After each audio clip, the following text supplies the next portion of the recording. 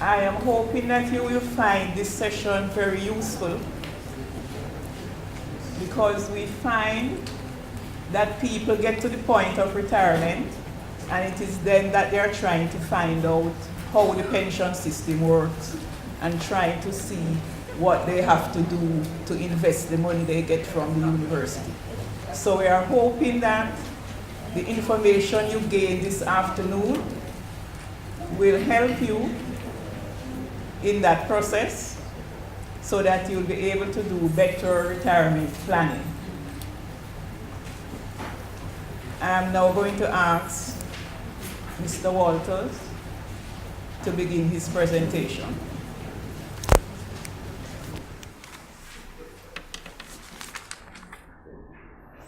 Good afternoon, everybody. Mary, thanks for having us here.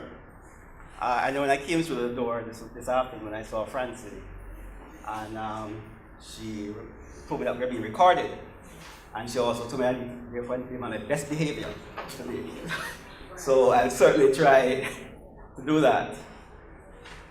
Once again, thanks Wigut for inviting us to this session on your pension is your business. And I certainly reminded my staff that, and everybody here, that in fact, being on the administrative side, your pension is also our business. So therefore, it's incumbent on us to ensure that we apply proper due diligence in our management and administration of the FSSU scheme. Mary already introduced my staff and persons who will be making presentation here. Dave Gilzine and Yannick Carby. And these persons you should really get familiar with, because from time to time issues come up, and these are some of the persons who you would have to liaise with. Of course, I should hasten to say that, in fact, the regional remit with respect to the FSSU is really with respect to the entire university, not Simona campus, of course. And usually we are the second line of defense with respect to questions and so on. Your first line of this defense, so to speak, or your first line of consultations should really be with your bursaries. I think in charge at Mona campus, I think June Jackson is the person in charge there. And she will be able to assist you with a lot of the questions that you may have. Usually things float up to us if in fact there are issues that June either is not able to handle or wants further consultation on. So with respect to pensions and retirement, this can indeed be a very daunting proposition for most persons.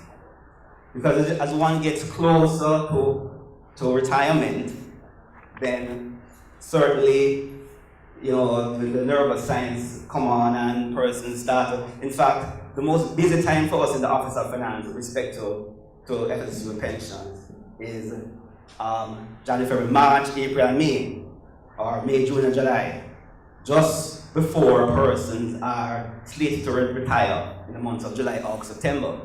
So there's usually a deluge of questions coming to us. What's the value of my funds? Where am I registered? Am I in lifestyle? And all those questions come to us just prior to retirement. But we certainly encourage persons that the whole business of pension and pension management is something that needs to be taken very seriously and to be considered not when you're closer to retirement, but in fact from the very first point, on your first paycheck. It's critical that you start to process the information and start to, in fact, ask questions. So we are happy when we find somebody who is 25 years from retirement coming to our office and saying, asking about this scheme. It shows that level of interest, which is important. So this evening, I'll be just taking you some brief things. I'll be doing the introduction and doing a brief history of the FSSU for those who may not understand what FSSU is. I have up here what I term the retirement pyramid. And part of the important thing in that diagram is that it indicates the importance of pensions and annuities when you come closer to a retirement date. That in fact forms the base of your pension planning. And it's very important that we consider this element very carefully. But this is not the only element that needs consideration. There are other aspects of retirement planning that needs to be considered. There's the issue of having real estate and issues of life insurance, health insurance. Older persons get, the more likely there is the issue of health issues. So you need to take those things very carefully into consideration. There's also the issue of your personal savings, which is also an important component of your retirement planning. Sorry. So just to go briefly through the history of the FSSU. FSSU is a scheme that members of the UWI are invested in, or I should say members of the senior administrative staff have their pension funds in. And the FSSU is a relatively, what should I put it now? It's a scheme that was started in 1913. It has its genesis in the UK, and it remains there. It continues to be administered from the UK.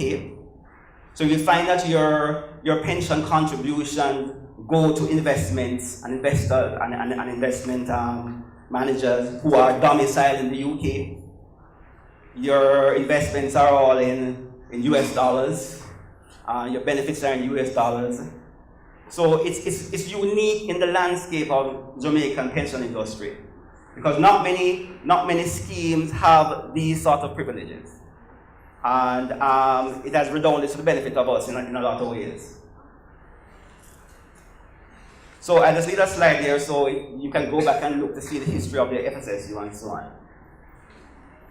The whole question of the legislative framework around which the FSSU, your contributions, distributions are influenced, come under the aegis of things like the Income Tax Act, which indicates a cap on your gross emoluments in terms of what you can get tax-free. The FSSU itself is governed by, the section that the universities are part of is governed by what you call the 1946 rules, also the FSSU. And there are other UK legislations which govern aspects of the FSSU. Your distribution and lump sum payments that you get on retirement is also governed under the Income Tax Act 1955. So briefly looking at the FSSU as a pension scheme to which members are part of, there are two distinct components I want to just briefly refer to. There's the operational side of the FSSU, and there's the governance side of the FSSU. Now, members, on the operational side of the FSSU, as I alluded to, this is all UK based. So the administrators, name of the administrators are capital EB, a name that you may be familiar with. On the investment side, we have BlackRock, UK.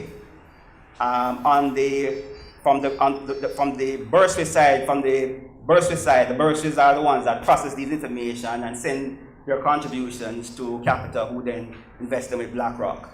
So that's more on the operational side. On the governance side, the regional HQ through the Office of Finance plays a critical role in terms of managing and liaising with the various service providers within the FSSU. On the governance side, as I mentioned, there's also, we got to some extent, but the Augmented Pension Committee, really. And that committee, along with the central management and the regional HQ, are closely monitor the operations of the service providers. And in fact, from time to time, we meet with these persons overseas. Occasionally, they come down to Jamaica or to the various Caribbean islands, and have consultations with members on various aspects of the scheme. And this dialogue, we believe, is important. We may be long overdue for a visit from from service providers, which hopefully by sometime next year, we will have a visit from them. And it will give an opportunity really to ask them some questions about their operations and to get a sense of comfort in terms of how the scheme operates. So, as I mentioned, the presentation, that was a brief overview of the UEFSSU itself. One of the things that Maria had asked me to do was to drill down a little bit more deeper into some technicalities in terms of defined benefit schemes and defined contribution schemes, providing some explanation of what those are, because you need to have an understanding of that with respect to how the scheme operates and where the scheme actually falls. So at this juncture, I will pass you over to my colleague, Mr. Dave Gilzine, who will take you through the process of defined benefit, defined contribution, explaining that to you, explaining how the scheme operates, where the scheme falls between those two polar points, so to speak. The scheme is very unique in a lot of ways because it's a hybrid scheme in some sense, and he will go through an explanation as to the various components of that scheme. He will be followed by Yannick, who will then go through a more hands-on presentation in terms of your liaison with HeartLink, which is the website, and the whole registration process with respect to the scheme, and what happens in the back end after you retire in terms of your contributions and what, when, and how you can get those contributions from the scheme. So Dave, I'll pass over to you right now. Thank you. Good afternoon, everyone. Right, so as Mr. Walter just said, I'll be looking at the types of pension schemes, and then I'll look later on changes in the supplementation arrangement. So there are two main types of pension schemes. We have the defined benefit pension scheme, also known as the final salary pension scheme, and you have the defined contribution pension scheme, also known as your money purchase pension scheme. Now, the defined contribution pension scheme is the more common one. Most employers provide this scheme for their employees. Most that are defined benefit are moving away from that kind of pension scheme, moving towards defined contributions, mainly because the defined benefit is more costly to the employer, and the employer bears the risk in the defined benefit. So we'll look more closely at each, starting with defined benefit pension scheme. So, as the name suggests, defined benefit. So, in this pension scheme, the benefit is defined. The benefit is guaranteed, and it is usually a percentage of your salary at retirement. So, you can basically calculate what your pension will be in a defined benefit pension scheme. The amount of pension is therefore based on a formula that takes into consideration your years of service and your earnings. Here, the employer, as I alluded before, is responsible for investing your contributions and to ensure that they have enough money to pay everybody their pension when the time comes. So here, the employer bears the investment risk. So if there's a shortfall in the money needed, then the employer has to pay the difference. So most defined benefits schemes are contributed to both by employee and employer. Right, I'll move on to the defined contribution pension scheme, which is a more common one. Right, so in this pension scheme, the contribution is guaranteed, but the benefit is not. And let me stress that last part, the benefit is not. So the amount available at retirement now depends on the contributions you made while working and the returns on those contributions. And here the employee bears the investment risk. So at retirement, you may choose to, some person may choose to take their lump sum, some person may choose to buy an annuity or to transfer their earnings into a savings, into a retirement income fund or any other similar pension fund savings. And again, both employee and employer usually contributes to this scheme. Now, how pension schemes work? It's pretty simple. You contribute a certain amount of your salary each month, each year, and that goes into a fund that is managed by fund managers. Usually comprises of different investment options, and they generate returns. So upon retirement, the balance in that fund is what you'll get as your benefit. And again, you might choose to take the lump sum from that benefit. You may choose to buy an annuity. You may choose to do whatever you please. So contributions go into the fund generates return, retirement, you get a benefit, whatever the benefit may be. Now, this is just a diagrammatic representation of each type of pension plan. So for the defined benefit. So the employee and the employer contributes to the fund. If you have already pointing to the fund. The contribution is not usually defined. Sometimes it's similar to a defined contribution, but it's not defined. So the only thing that is defined in this plan is the benefit. So employees would like this plan because you are sure that upon retirement you get 2/3 of your final salary. For the defined contribution plan, the employee again and the employee contributes, goes into the fund. Here your contributions are defined. Usually 10% employee, well for UFSSC with 10% employer, 5% employee, and you have the option to make an additional 5%. That goes into the fund. Then the benefit you receive is uncertain because it is dependent on the returns that the fund generates. Right, so let's look more closely at the UFSSC. Our target retirement dates are usually July 31st, August 30th, and September 30th. So we'll find that persons are retiring on one of those 3 dates. And the normal retirement age is age 65. Now, supplementation is a basically an addition to our to the defined contribution scheme. So, depending on the value of your fund value at retirement, then you test and see whether if you qualify for supplementation, you test to see whether your value is below or above. And if you meet certain criteria, then you'll get supplementation. Now, as you see on the screen, those are the criteria for supplementation. You have to be appointed to the university prior to August 1st, 2005. You have to be a member of the FSSU for at least 10 years immediately before retirement. You have to have chosen the lifestyle investment option. And Yannick will speak more closely on the lifestyle investment option. And of course, your value would have to be less than 2/3 for you to get supplementation. Because if it is more, then you would not need supplementation.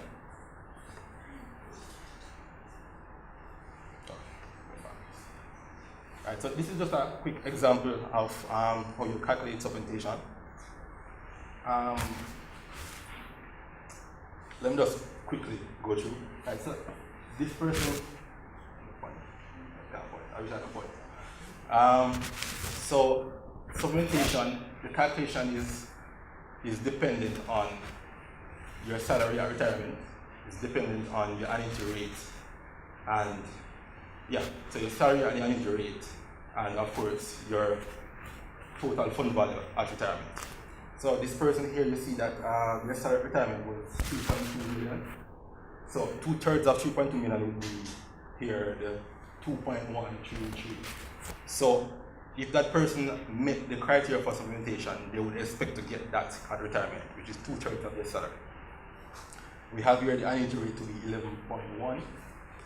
This is an example, by the way, might not be accurate.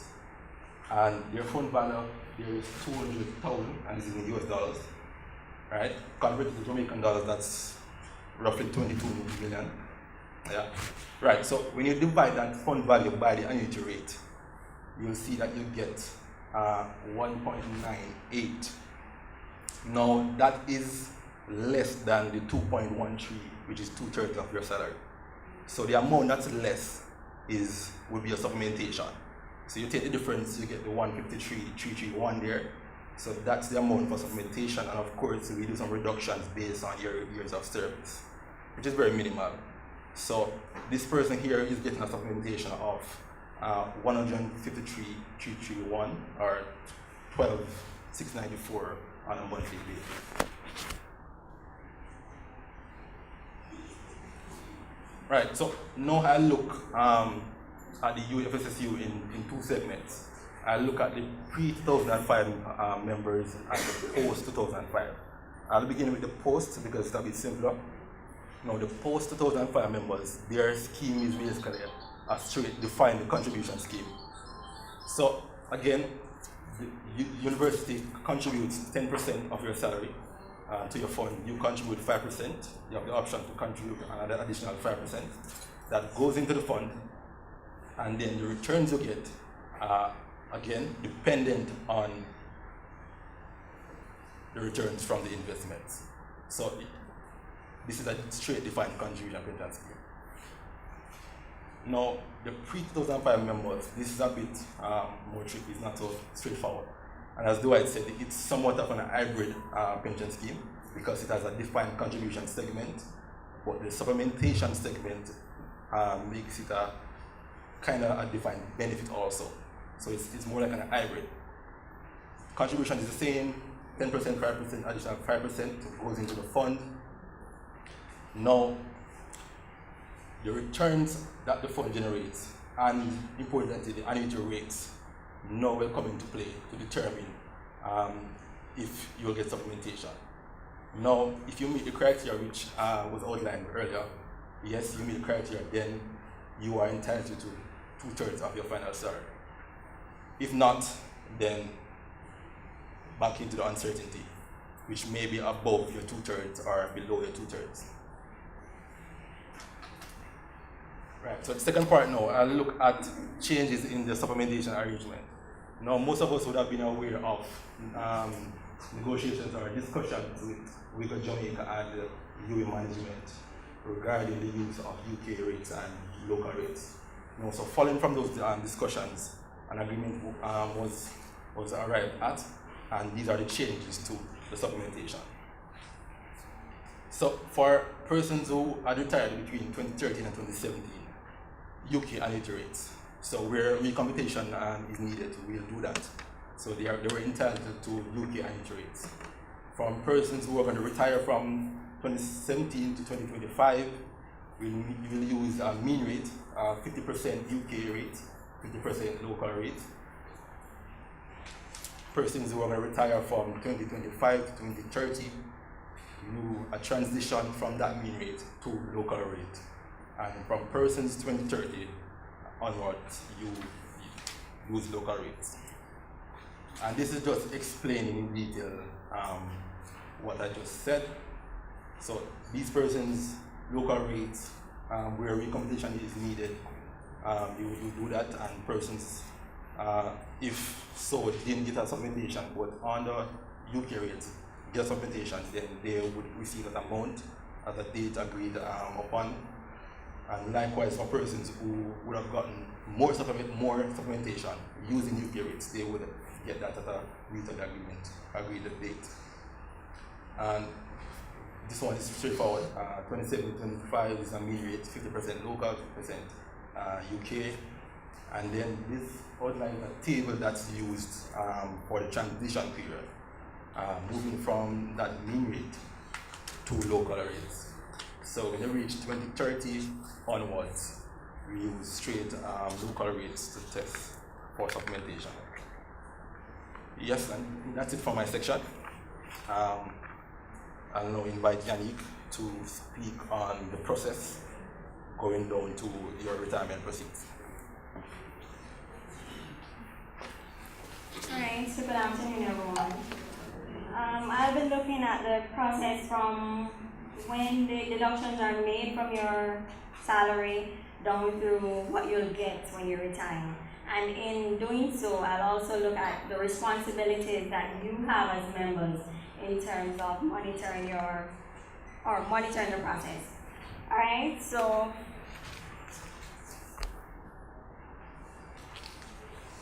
the employer contributes 10%, you contribute your 5% with the option of making an additional 5%.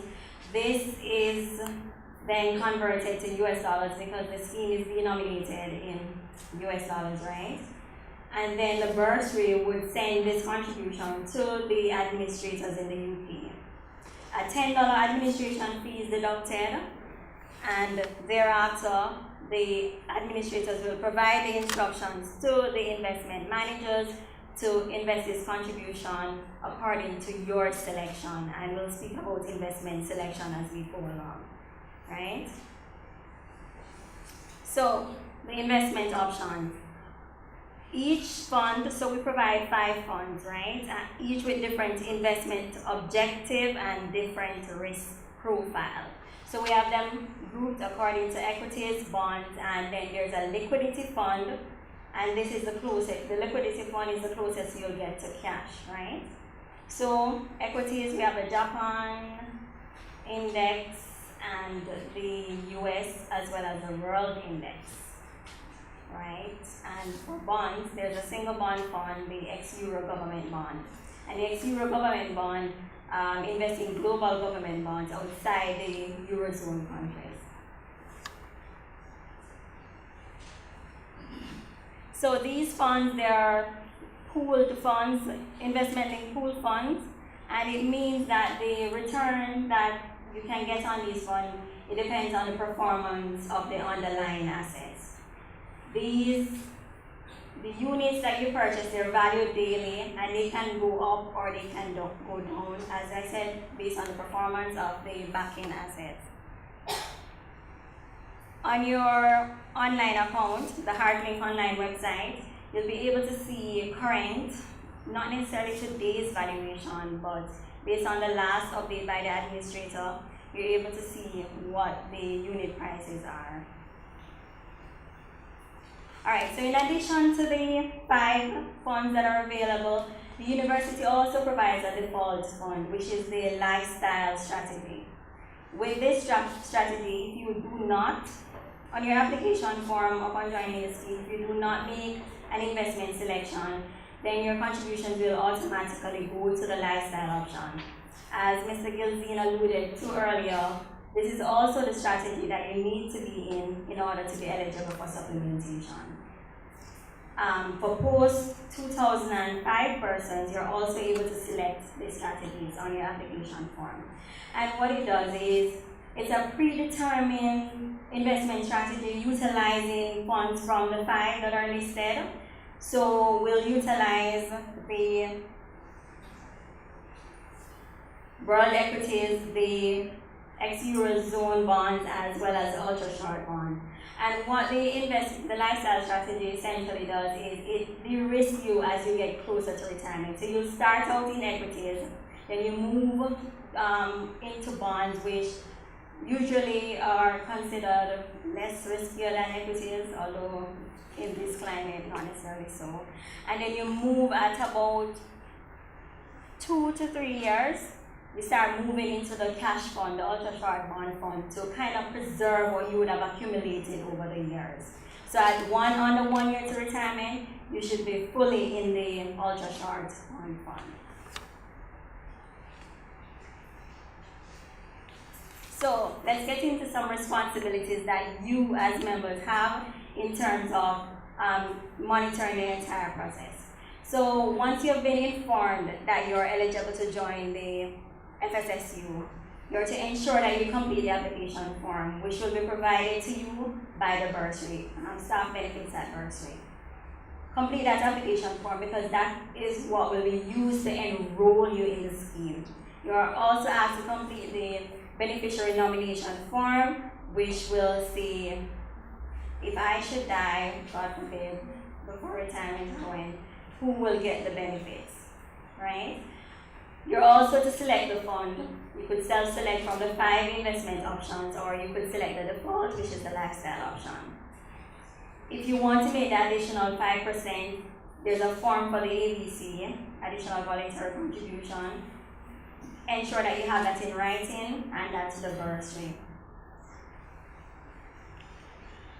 consult with the person to ensure that the investment selection that you're making is not going contrary to your contractual agreements. So for instance, you don't want to be self-selected when you should be in the lifestyle option in order to be eligible for supplementation. Generally, educate yourself about pension issues. Seek professional financial advice or whatever advice you need to acquire in order to make your decisions fully. Take the time out to register on HeartLink Online, and I've left with Francis some small cards or pieces of paper for those persons who have not yet registered on the website. Because as I will show you on the next slide, you're empowered when you register on the website.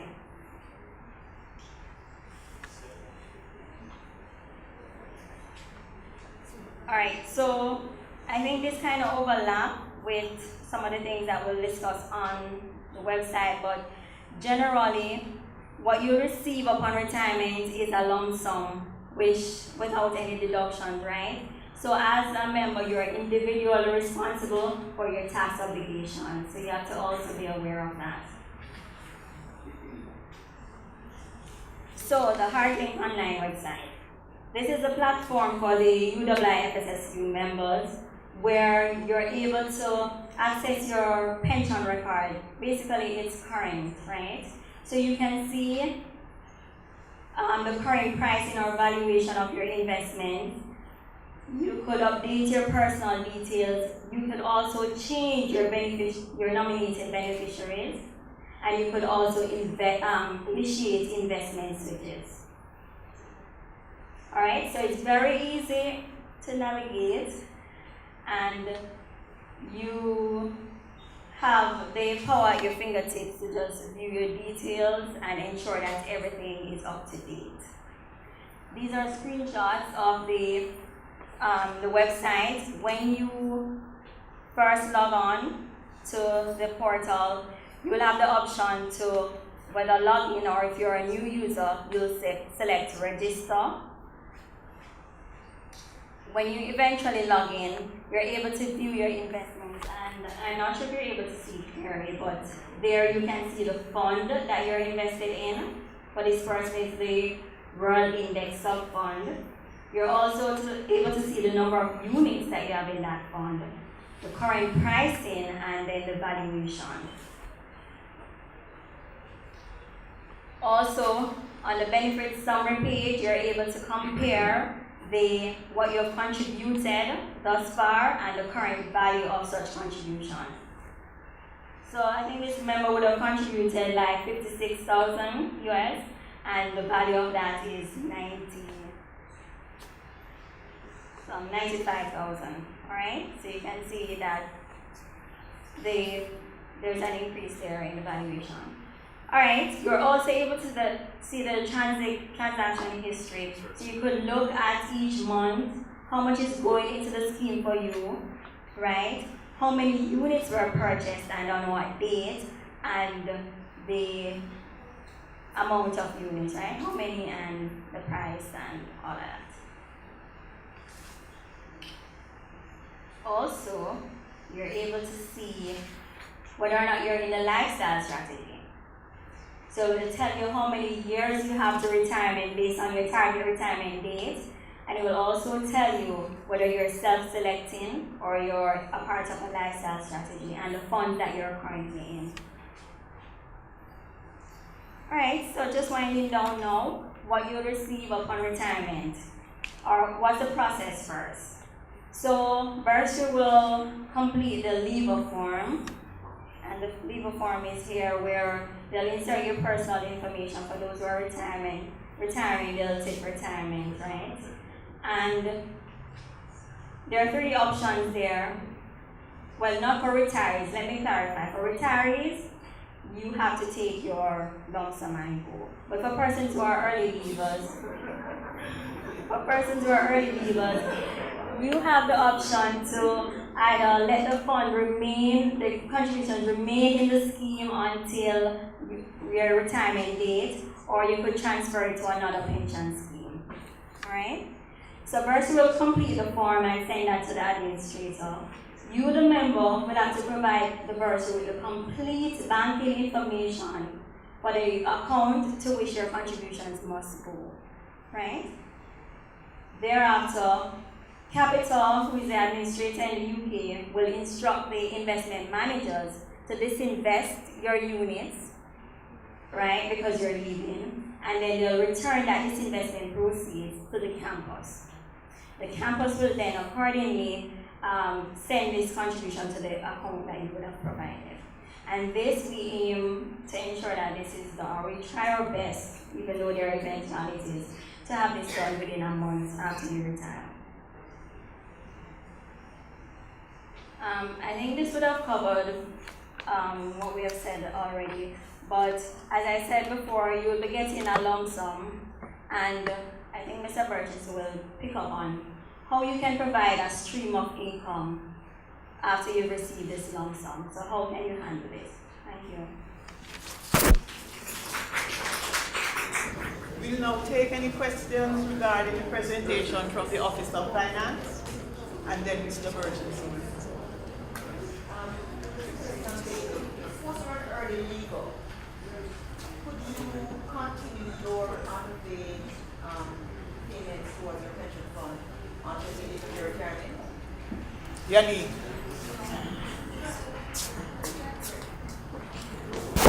No, so for an early legal, you wouldn't be able to continue making contributions. You will be listed as a deferred member, so your fund value will continue to be invested.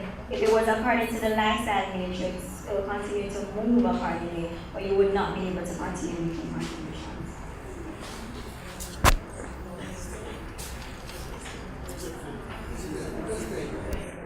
Any other question?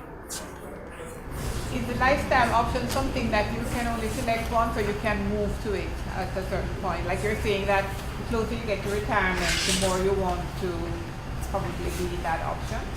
Okay, so yes, for post-2005 person, sure, you can move between the lifestyle option and you self-selecting. Also, it's important to know that for the additional voluntary contributions, right, you're able to do whatever with that. That does not have to be a part of the lifestyle strategy. Just to clarify that last point, additional point, you asked if you can move between your lifestyle account. If you are pre-2005 though, if you move out of lifestyle, then you will not be able to supplementation.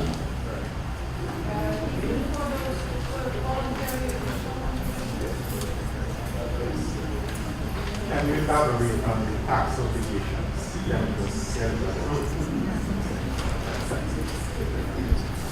It's our tax obligations post retirement when you get your lump sum.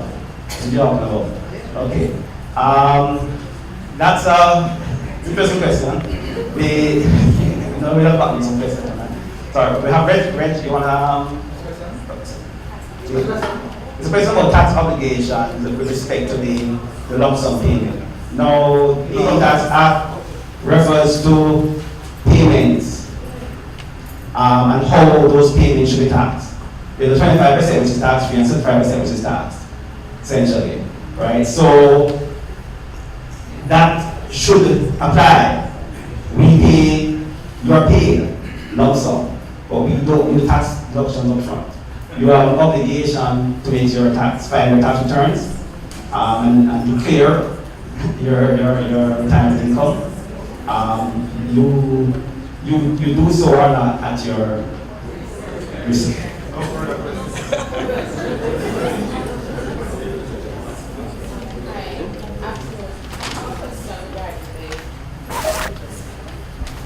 Just following up on that question, for other investments in Jamaica, you have a certain amount of investments, like there's a cap on a certain portion that will be tax-free once it's left in investment for I think it's 10 years. There's a tax plan to this? I'm not sure. No, I don't think so. That's not the case. Even for the portions that you yourself invested? No, when your tax-free portion, You your earn on it, you don't pay taxes on. no. Not your end. So on the investment schemes in Jamaica, Right. when you invest, I think you have a cap of like Okay. It is tax-free once you leave it invested. Right. What you earn is tax-free once you leave it invested, right? Right. It's 10 years, Okay. or it's 5 years, Right. right? So how do we benefit from that when we're in this scheme so that it's not... Well, this scheme is a UK-based scheme. So all investments are in UK, and so we're concerned with tax in that piece. Alright, so the other question that I have is kind of twofold. One is, I don't know what's I heard what's the genesis of why we invest in that scheme. Right. But I kind of wonder how confident we feel and how much we know about BlackRock and Capital and all these things. Because it just feels for me very distant, and especially after seeing what happened in the financial sector internationally in 2007. We have all these companies where people invested for so many years in pension funds, and discover that the fund is a hoax. So I just kind of wonder about that. Well, I mean, you've heard the term too big to fail. I thought it was something. True. BlackRock is the largest investment company in the world. You're talking about asset base of $5 or $6 trillion. So should the BlackRock fail, then the world will fail. All right. Just Looks like this one first. Yes. The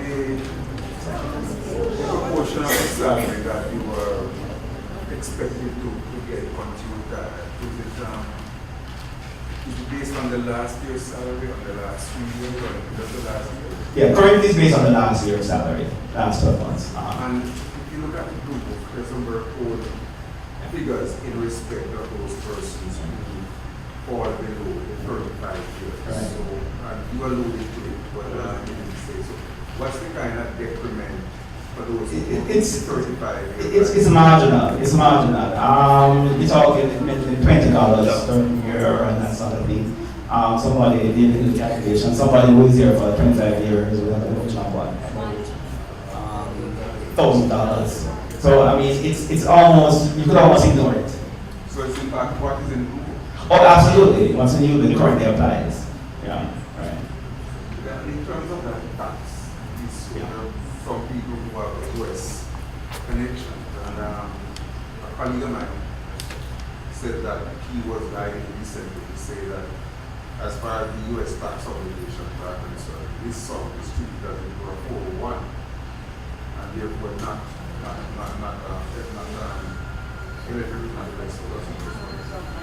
liable.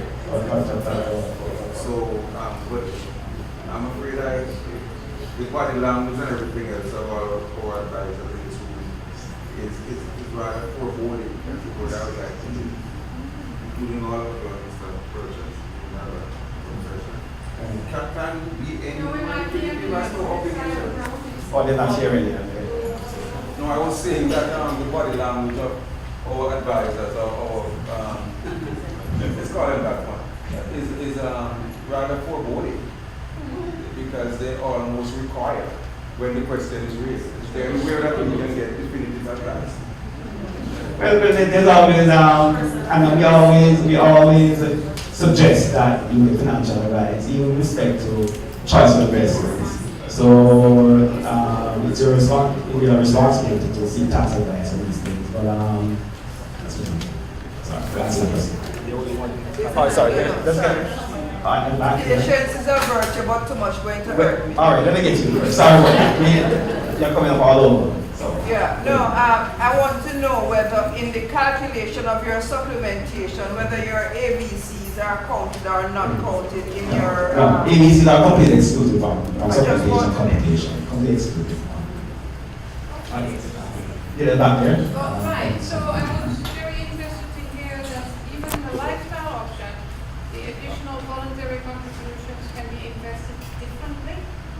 I would like to be absolutely 100% sure that that is correct. And I would like to know how to actually do that. How is it that you can select that portion specifically for a different investment? Before I answer your question, there was one follow-up question.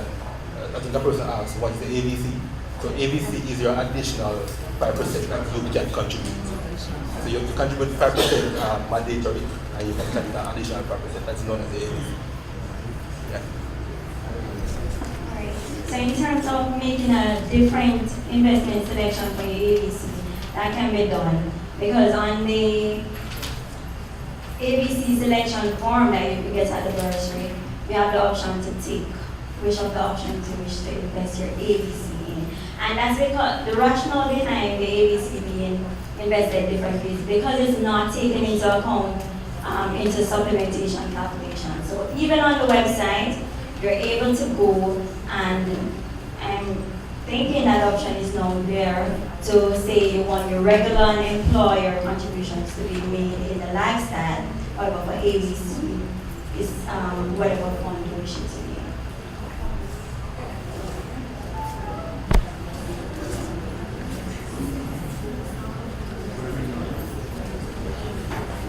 All right, if that's it. Thanks very much for your patience and attention. Thank you.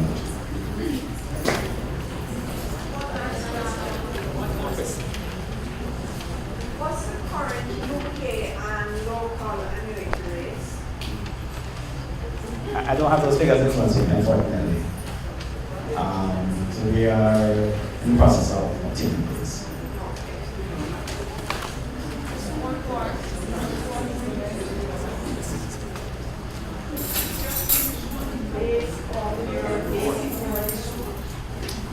Yes. So your basic salary is basic salary. You know, so you've got elements of the salary calculation. So basic salary.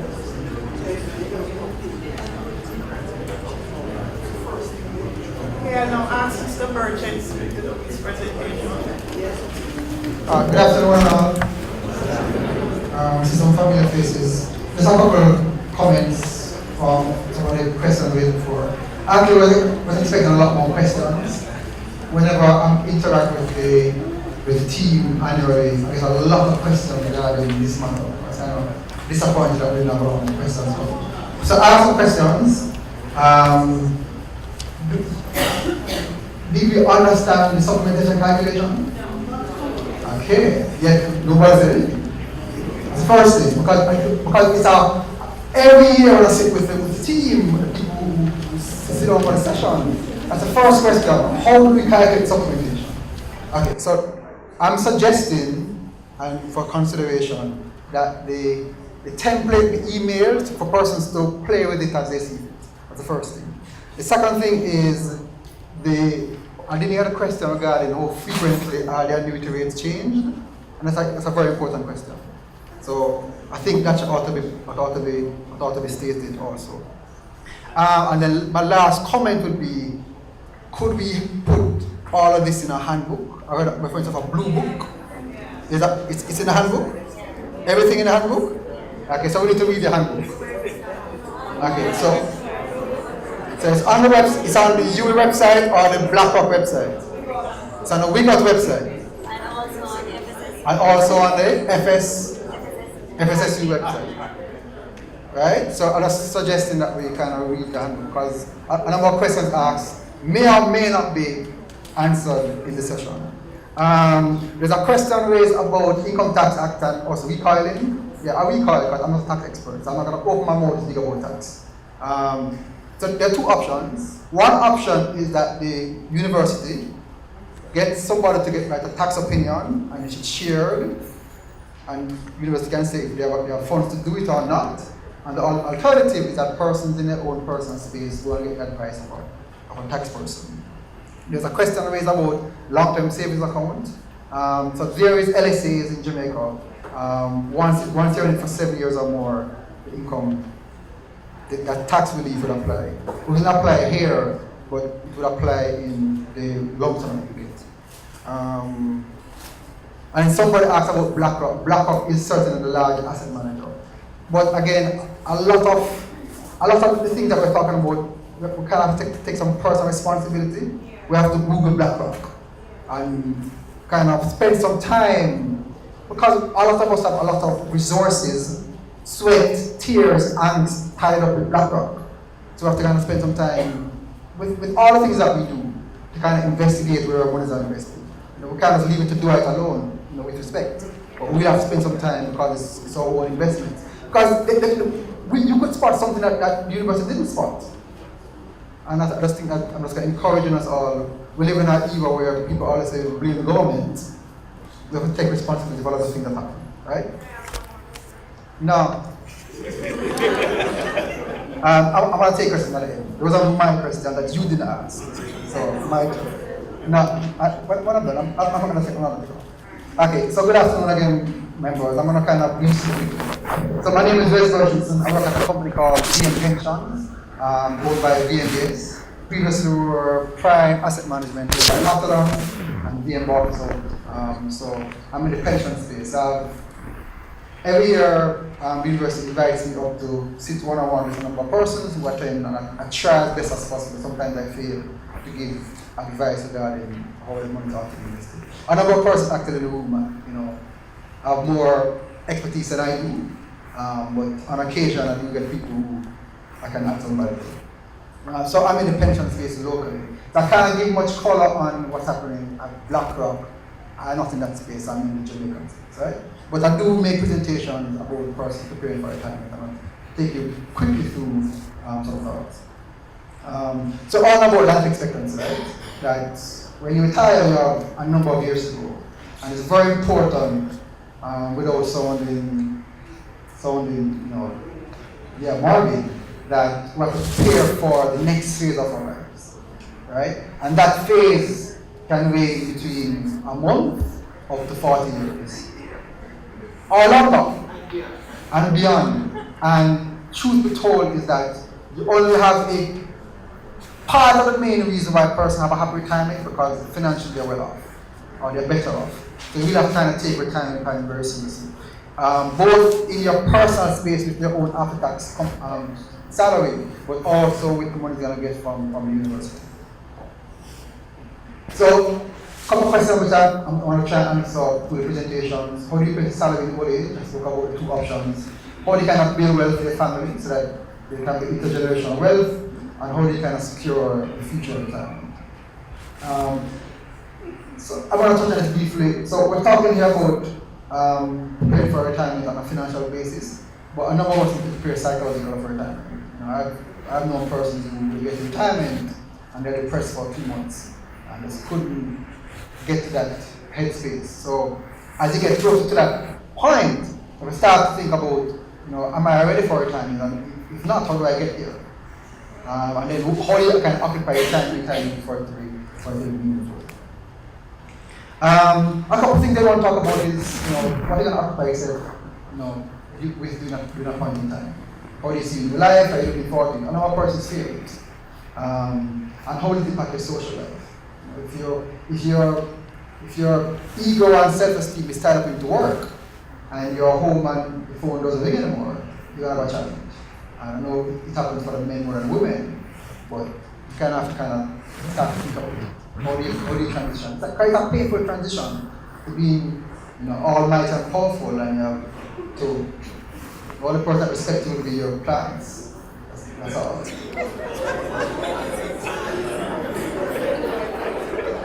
Okay. So the other thing I want to talk about is, and so there's a lecturer at UWI, I call him Dr. Pension, he said my white. And he made a presentation a long time ago, which and I like what he said. He said that you really think about the lifestyle that you want to live in retirement. And the analogy he gave was, you want a ladder retirement, or he used the word BMW, but you use a Honda car retirement. You kind of be more prudent, right? But that requires financial preparation. You can't just land there, look in your account and it's zero. It requires preparation, right? And that's very important, and I'm going to build on it down the road. And then to get that preparation requires sacrifices. And I know we've been banging our belts in the 70s, but if you want to ensure that post 65 you're okay, a lot more sacrifices will be required. Okay, so all about health and wellness.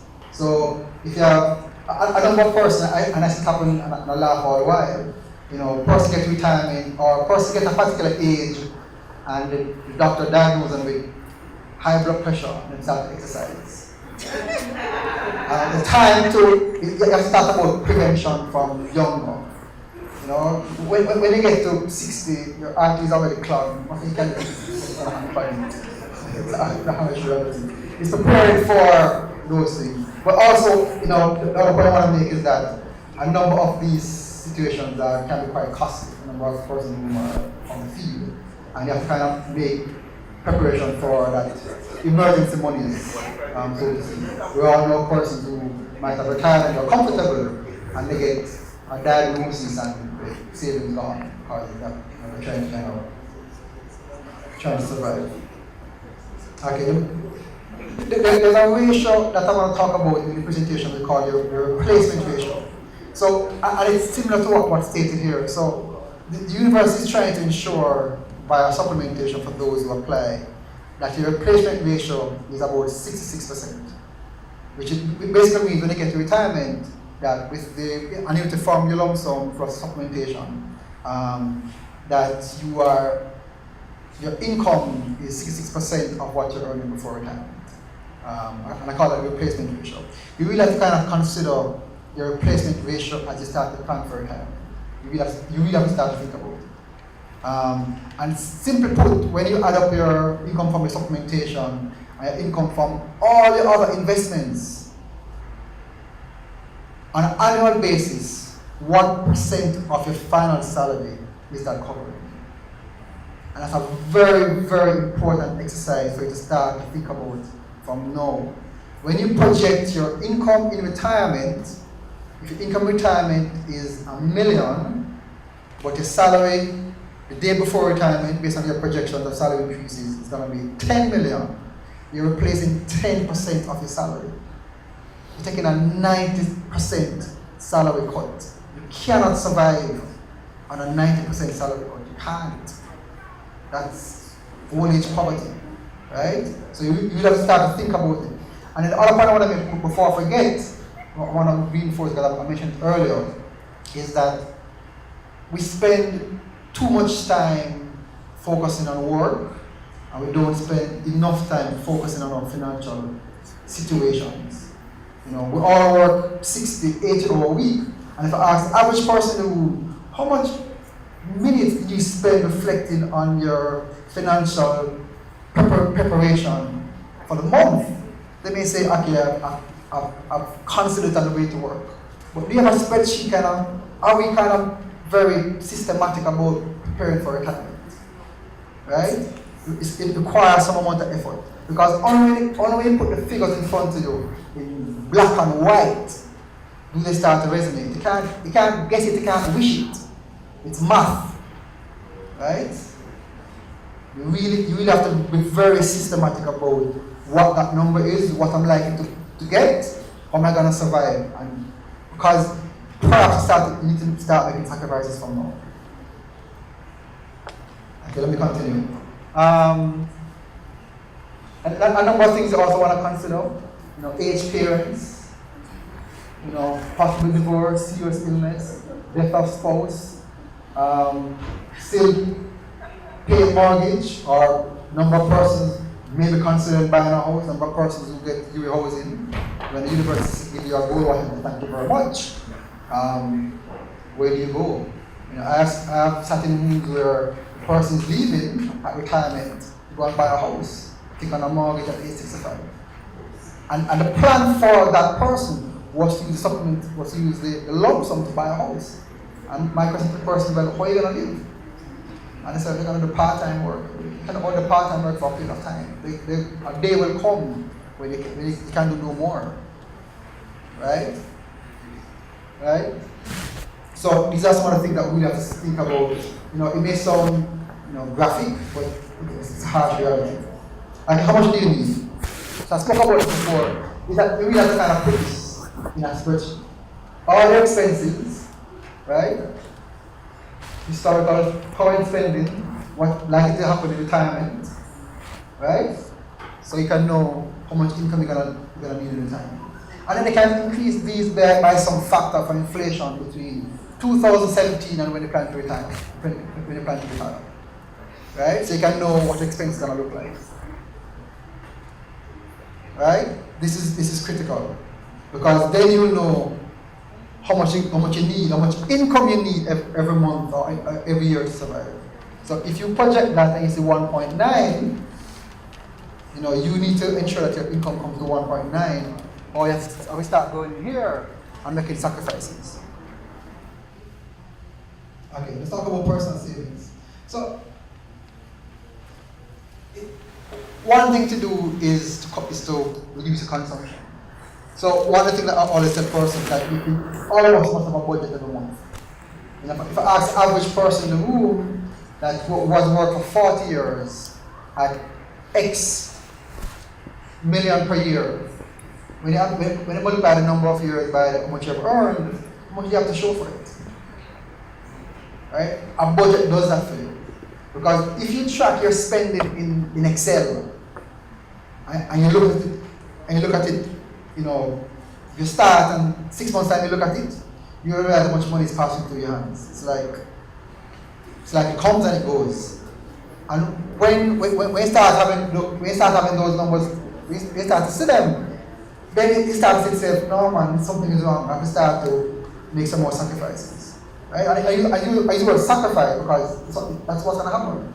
You're going to say, well, do I eat less food? I might say no, but somewhere in there, you need to make a sacrifice. Right? So, person must have monthly annual investment goals. Can't just live so. You must say every month, I'm going to put some money aside. I love that one, get professional advice. So you may not know it, but there are a number of institutions out there that give free advice. Right? Talk about consumption debt, talk about expenses, talk about credit card, really unnecessary expenses. Okay, let's talk about this actually. What kind of investment provide a flow to meet your expenses? Right? What flow will you call your portfolio providing? And how do you bridge it up? I use the word mortgage payments with reference to the persons who are just going to start making mortgage contributions. Okay, so as you know, there's a voluntary component. I encourage all persons to use the voluntary to maximize their voluntary contribution. First of all, it's just easy to save it. Once you sign the form, the only angst you will face is in the first month or so as you adjust your consumption. But you must utilize that benefit. Because for those persons who don't utilize the benefits, 90% of those persons use it. It just goes towards consumption. The best way to save is where it comes up before you have a chance to touch it. Right? We all know it. Best way. Standing order, credit union, best way to save. Right? And of course, one thing I like about it is that you get professional and expertise from BlackRock. Okay. So what do I do with the lump sum? There are a number of options. One option, which is the easy option, is to buy an annuity. The only annuity provider I know locally is Sagicor. You go to Sagicor if you want to buy an annuity. That annuity is through the Cayman office. You give them a lump sum and they say, from here on, you get X amount of money. Right? There's some pros and cons about annuity. There's income for life, you can buy an index annuity, the amount won't fluctuate in the market, it's exempt from your creditors, and you can purchase an annuity which provides, an annuity is where you are buying a monthly income. So from your lump sum that you get, you give it to your annuity provider, and he will say that this $10 million is going to buy you $1 million a year until you pass. Right? So it takes the investment tracking, monitoring out of your hands. The only concern you will have is that will the annuity provider go under? Right? If the annuity provider goes under, not going to mess it. Right? Some cons though is that you can draw down more than you have been promised. Right? So the lack of liquidity, there may be cost and fees attached. The amount doesn't fluctuate. So when the stock market is moving high and dandy, whatever you've been promised is what you get. No matter income tax payable, and with an annuity is that you can't pass it on to that lump sum. That lump sum no longer exists. You can't pass it on. You can buy an annuity for life. Once you have passed, there are certain conditions that you can apply to the annuity where a specific amount then goes toward paying your spouse, but the lump sum isn't transferred in a way. So there's some consideration you need to have with the annuity provider. So that's Sagicor, that's the name of an agent activity, that's Sagicor. Then you want to have a conversation. Okay. So if you decide to go it alone and say, well, I'm going to invest this money, there's some consideration, right? So something you want to talk about is you want to ensure that the capital is always preserved, right? That the monies are liquid as best as possible. You provide with monthly flow that is very tax efficient, right? So when you meet with whoever you're talking to, you want to ask these questions. So those are your objectives for your lump sum. A number of instruments will get to there. We have fixed deposit, we have unit trust funds, we have government securities, we have corporate securities, we have US index bonds, we have bonds that index to inflation, we have dividend paying stocks, and then some investment houses actually will manage your money stream. After you've told them your objective, they will craft a portfolio to meet those objectives. Right? When I seem to have these conversations, I always tell the person that my preference is to buy bonds. That's my preference, my personal preference. Obviously, you want to ensure that the bonds you buy, and you can't buy one bond or two, but you can buy a portfolio of bond, maybe with 5, that they provide with frequent interest payments. So most bonds pay interest quarterly or semi-annually. You want to ensure that those are spread out, right? Nothing more with unit trusts. Unit trusts are managed portfolios.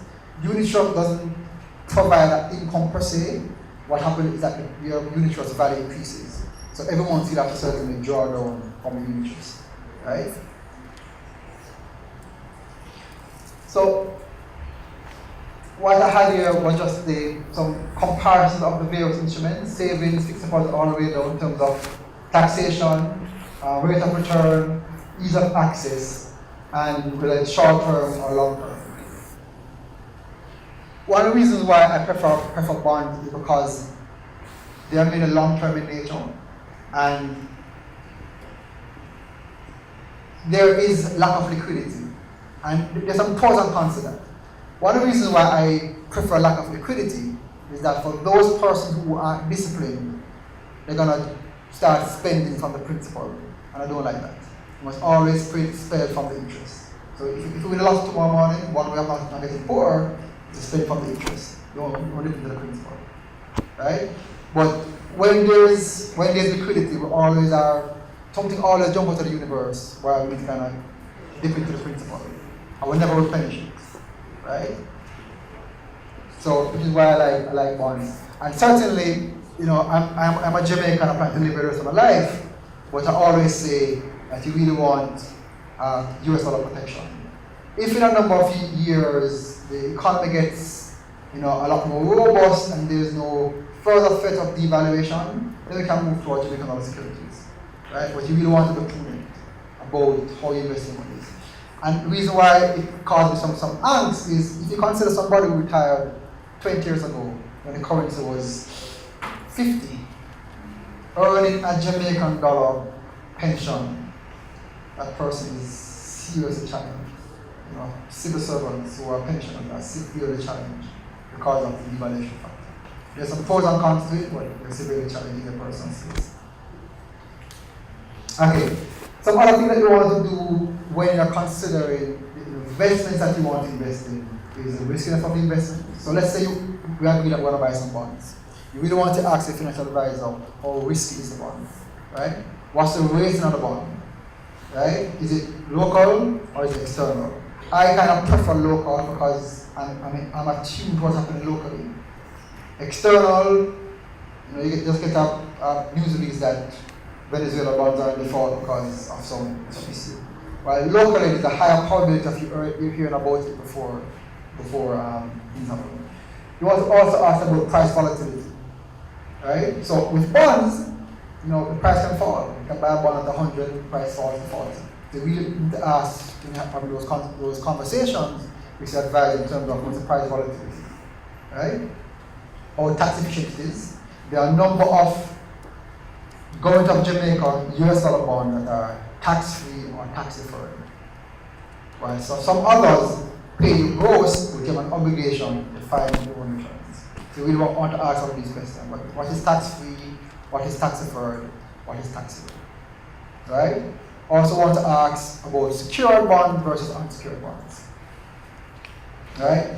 And then the thing about doing this suit is you really have to do your ongoing reviews. So if you buy a bond today, let's say you buy a JPS bond today, you can't just lock your eye and say, well, I bought a JPS bond. You really need to, on occasion, ask your advisor about what's their write-up on the JPS bond. Is it getting better? Is it getting worse? What is the company doing? Right? The flip side of that is that you can get, so bond provide a decent rate of return. So for instance, on a typical bond, you can get between, let's use 4 to 7% in US dollar terms. But you have all these things to consider. All this time to invest. You can get a much lower rate of return without these things. You may get 1% or 0.75%. There's a trade-off that you really have to make. I believe that the effort required here is manageable. The other point I want to make is that you please do not wait until you get the lump sum to start this. So if you're going to retire at 65, at least 10 years before, 5 years before you start doing your research,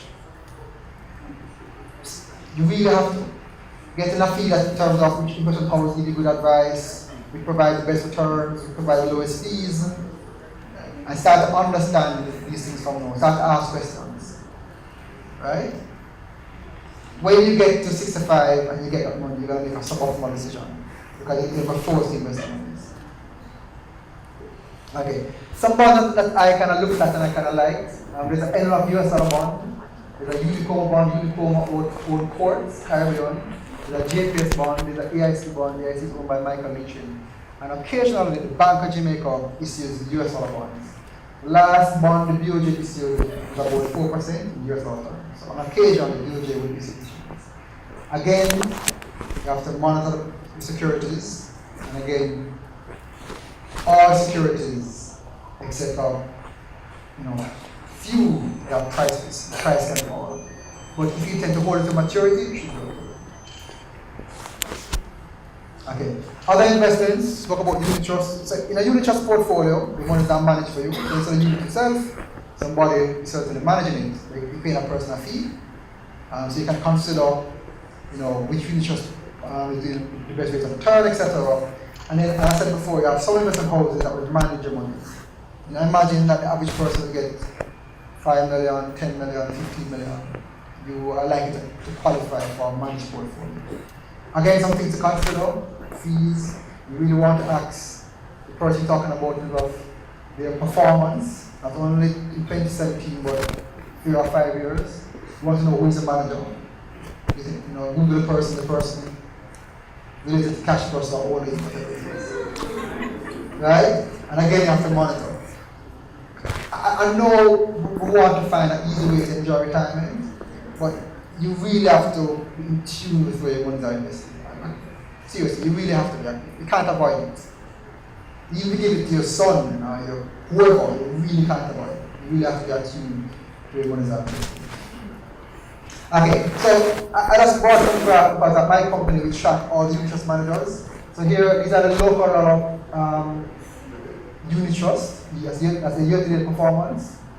So this is what you want to actually get to when you start to do research.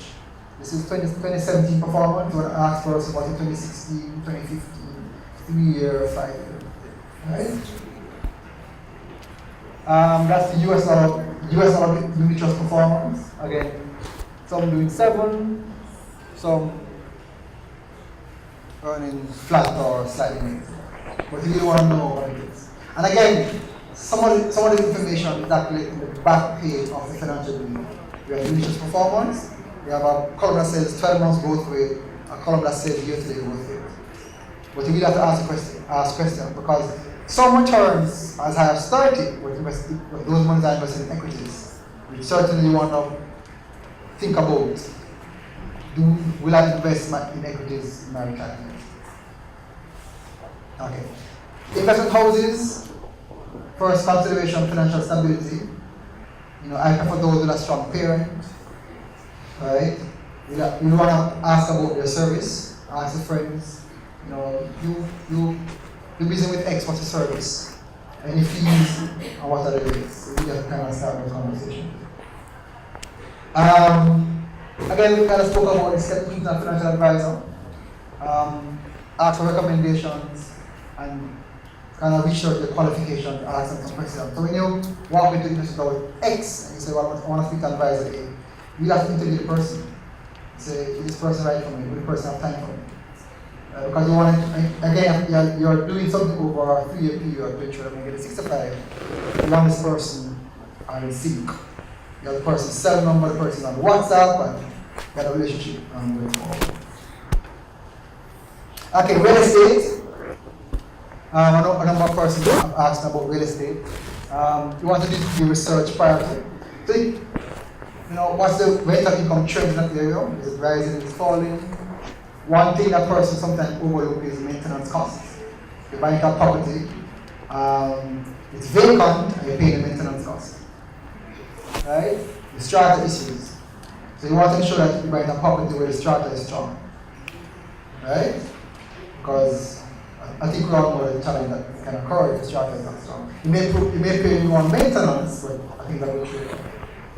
Obviously, kind of budget for periodic renovation costs. You have to consider your rental income vis-a-vis your maintenance costs and mortgage payments.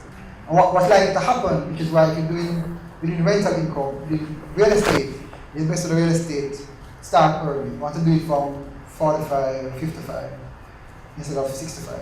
Reason being is that invariably the rental income goes up every year based on negotiation, but invariably the mortgage payments remain flat. So you want to, for a period of time, your mortgage payment could surpass your rental income, but over time you're going to break even. Then you're going to get into generating a net cash flow. You want to kind of ensure that you break even before you get to retirement. Okay? If I have a high quality maintenance scheme, we have a pension plan the pension plan has some real estate, and it's challenging managing residential real estate. When a tenant call, you have 6, 7 people in the evening saying them pipe boss, and you kind of call up plumber and all of these things. So you have to get prepared to deal with that challenge if you want it. Right? Consider closing costs when you're buying, and again consider vacancy costs. If you're paying maintenance of $20,000 a month and your property is vacant for a year, that's $250,000 going to drain. So all the things you can kind of consider. Okay, so I'm closing some parking lots, emergency money. Things happen in retirement, right? Consider downsizing. Some of us have some nice, massive houses on the hill, which have equity in. That's like some equity, consider downsizing. It's hard in Jamaica, it's hard, I don't think it happens. Part because this person build a dream house and can't do it. But you will have to consider, extracting some of that equity to provide for your retirement. I know personally with houses that they can't manage, but they're still in the house. So you have to start to think about it from now until 65 and have the conversation with your spouse and your kids and all of those things, right? We start about tracking and preparing a long time before, and then there are some other source of income that we may want to consider. Personal boarding, taking on some consultancy for a period of time. So all these things we kind of put in the pot when we're students. So in closing, set some goals, do a budget, track your investments, make some sacrifices, save more money. You want to get to retirement with a large amount as possible, not only do it for your after-tax salary. Reward yourself from time to time. When you set an investment goal of X and you achieve it, enjoy it. Because you never know tomorrow you might pay than the money gone. So enjoy it. What I find though is that once you get serious about saving, it becomes habit for you. Sometimes it consumes you, which is a good thing. And then again, take advice, and then never, always second guess the person you're talking to. Always. It's like a doctor. always ask for second opinion, or even a third opinion. Alright? Okay, that's it.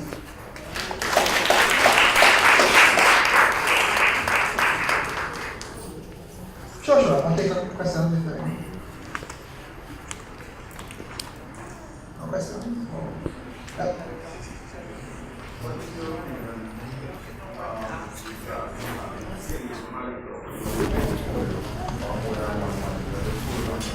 No, I actually prefer 2 or 3 managers for my field portfolio. So when manager 1 says X, you want to ask the opinion of manager 2, the opinion of manager 3. And then over time, you know which is the better manager.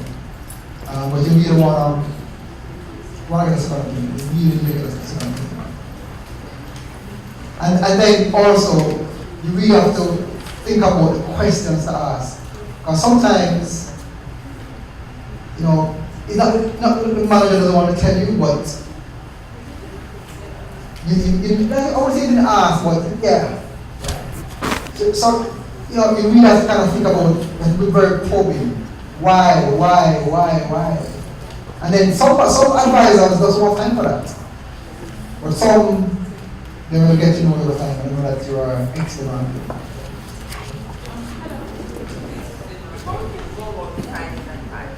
Advisor?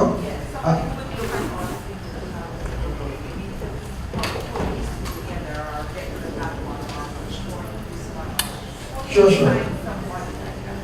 So the first thing to do is to ask new circle of any advisor or who will deal with that in various houses. We don't go around the houses, the X and the Y, right? Who will deal with and will recommend that person. Then you go about and ask those, you interview those persons. Call a person, say, you know, I heard about you from Res. I want to come and spend 15 minutes or 20 minutes. I have a portfolio I want to invest. See something to do, and you're going to have the conversation. And then the thing about the internet, you can Google questions to ask your advisor. Bam. And then take it from there. And then you can take along a colleague who is more savvy to also probe. Isabel?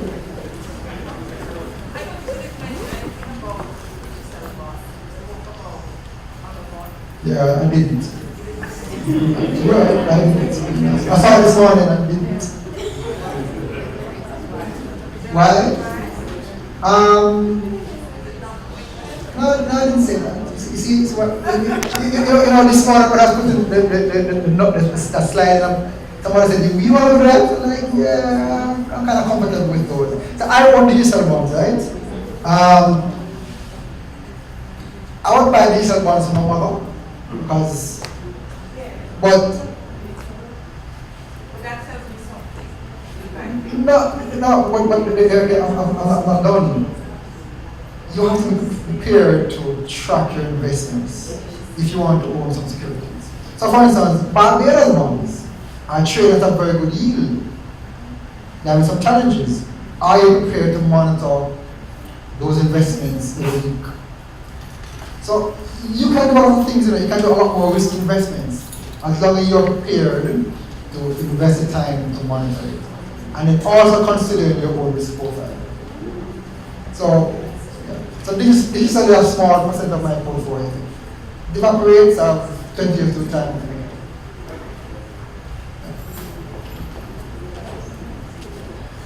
You talked about your preference for investing in US bonds. What the ratio of local currency to US, what would you consider the perfect balance?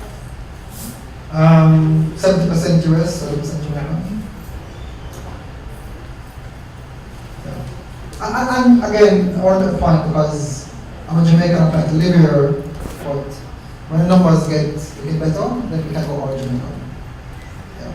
And then I want to kind of focus on local security. I was talking about US stocks and stuff. Because I really want, I'm mindful of prudence. Yeah. If when you run your numbers, your replacement ratio is 120 or 90, you can then, you have the capacity to take on some risk, but you have to run the numbers first. You have to kind of know where you stand. a number of persons ratio will struggle to get to 60. Understood?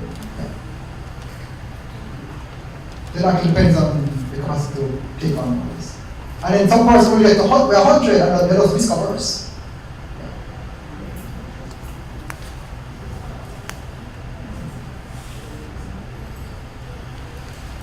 I just wanted to mention that those of us who were here in 2007, 2008, 2009, our fund value went down. It definitely went down because of the recession. Yeah. It went down.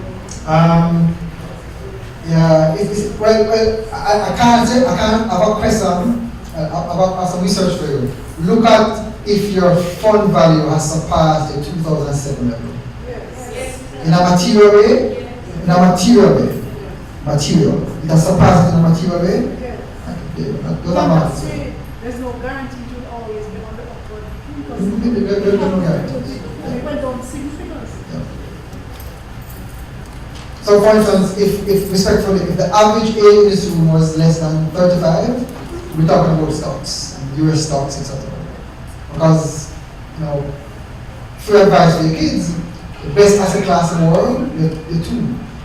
Either owning a business or invest in stocks. Best performing asset class in the world. Well, certainly based on the history of the last 100 years. So if you have kids who are just entering the work world, you want to say invest in equities. The fixed deposit thing is for people who are close to retirement.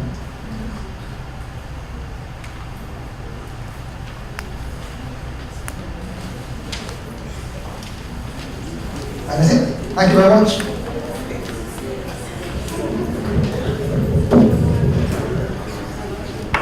I want to thank Mr. Burgenson and the team from the Office of Finance for giving us very valuable information this afternoon. And I am hoping that our members will not treat the information as something to forget, but that you will act on the advice you receive and start to put your plans into action.